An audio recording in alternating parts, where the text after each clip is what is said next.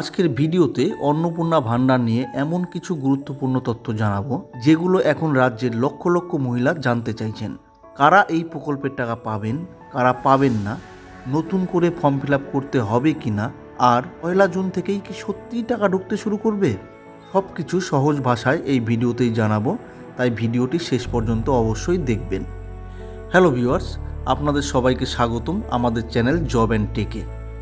আপনারা জানেন পশ্চিমবঙ্গের নতুন সরকার গঠনের পর থেকেই সবচেয়ে বেশি চর্চায় রয়েছে অন্নপূর্ণা ভান্ডার প্রকল্প।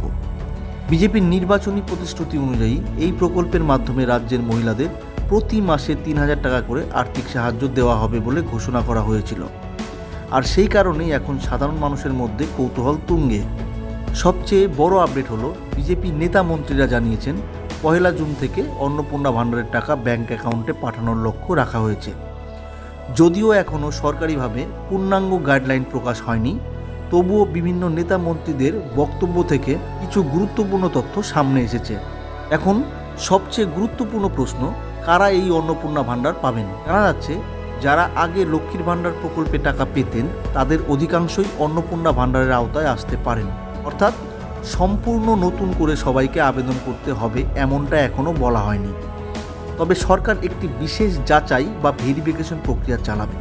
বিজেপি নেতাদের বক্তব্য অনুযায়ী বহু এমন মানুষ আছেন যারা ভুলভাবে লক্ষ্মীর ভান্ডারের টাকা পাচ্ছিলেন, আবার অনেক যোগ্য মানুষ টাকা পাচ্ছিলেন না। তাই এবার নতুন করে সমস্ত ডেটা খতিয়ে দেখা হবে। মন্ত্রী অগ্নিমিত্রা পাল জানিয়েছেন যারা মারা গেছেন, যাদের নাম কাটা গেছে, অথবা যারা ভারতের নাগরিক নন তাদের নাম বাদ দেওয়া হতে পারে। অর্থাৎ এবার খুব সম্ভবত একটি বড় ভেরিফিকেশন প্রক্রিয়ার মাধ্যমে চূড়ান্ত তালিকা তৈরি করা হবে। এখন আসি আবেদন করতে হলে কি কি নথি লাগতে পারে সেই বিষয়ে।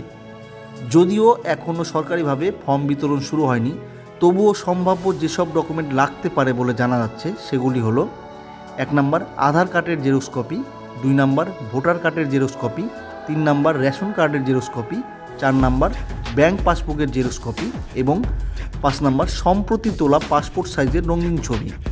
তাই আপনারা এখন থেকেই এই ডকুমেন্টগুলো প্রস্তুত করে রাখুন, যাতে ফর্ম ফিল আপ শুরু হলে কোনো রকম সমস্যা না হয়। এখন অনেকেই জানতে চাইছেন অনলাইনে আবেদন শুরু হয়েছে কিনা। এর উত্তর হলো না, এই মুহূর্তে কোনো অফিসিয়াল ওয়েবসাইট চালু হয়নি এবং কোথাও অনলাইন আবেদনও শুরু হয়নি, এমনকি অফলাইনেও ফর্ম বিলিও এখনও শুরু হয়নি। তাই সোশ্যাল মিডিয়া বা ইউটিউবে কেউ যদি বলে দেয় যে এখনই ফর্ম ফিল আপ শুরু হয়ে গেছে, তাহলে অবশ্যই সাবধান থাকবেন। কোনো ভুয়ো ওয়েবসাইটে নিজের ব্যক্তিগত তথ্য দেবেন না। এখন কথা হলো কারা আবেদন করতে পারবেন। প্রাথমিকভাবে যেসব তথ্য জানা যাচ্ছে তাতে আবেদনকারীকে পশ্চিমবঙ্গের স্থায়ী বাসিন্দা হতে হবে। শুধুমাত্র মহিলারাই এই প্রকল্পে আবেদন করতে পারবেন এবং আবেদনকারীর নিজের নামে ব্যাংক অ্যাকাউন্ট থাকতে হবে, কারণ ডিবিটি অর্থাৎ ডাইরেক্ট বেনিফিট ট্রান্সফার এর মাধ্যমে টাকা পাঠানো হবে। এখন অনেকের মনেই প্রশ্ন, তাহলে কি নতুন করে সবাইকে ফর্ম ফিল আপ করতে হবে? দেখুন, সরকার এখনও এই বিষয়ে চূড়ান্ত ঘোষণা করেনি। তবে যেহেতু বলা হচ্ছে লক্ষ্মীর ভান্ডারের উপভোক্তাদের ডেটা ব্যবহার করা হবে, তাই অনেক ক্ষেত্রেই হয়তো নতুন আবেদন ছাড়াই ভেরিফিকেশন করে টাকা দেওয়া হতে পারে। আবার যাদের নাম বাদ পড়েছিল বা আগে আবেদন করা হয়নি তাদের জন্য আলাদা আবেদন প্রক্রিয়া চালু হতে পারে। তাই এখনোই আতঙ্কিত হওয়ার কিছু নেই, অফিসিয়াল ঘোষণা না আসা পর্যন্ত অপেক্ষা করুন। আরেকটি গুরুত্বপূর্ণ কথা বলি, অনেকেই ভাবছেন 1 জুন থেকেই সবার অ্যাকাউন্টে 3,000 টাকা ঢুকে যাবে, কিন্তু বাস্তবে ভেরিফিকেশন এবং তালিকা তৈরির কাজ শেষ হতে কিছুটা সময় লাগতেই পারে। তাই সরকারিভাবে সব প্রক্রিয়া সম্পূর্ণ হওয়ার পরেই টাকা ট্রান্সফার শুরু হবে বলে মনে করা হচ্ছে। ভিডিওটির শেষে আপনাদের কাছে একটা অনুরোধ, এই প্রকল্প নিয়ে যদি কোনো নতুন আপডেট আসে আমরা সবার আগে আপনাদের জানানোর চেষ্টা করব। তাই চ্যানেলটি সাবস্ক্রাইব করে পাশে থাকা বেল আইকনটি অন করে রাখুন।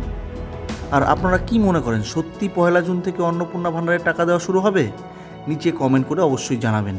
ভিডিওটি ভালো লাগলে একটা লাইক করবেন এবং এই তথ্যটি অন্যদের সঙ্গে শেয়ার করবেন। ধন্যবাদ, সবাই ভালো থাকবেন।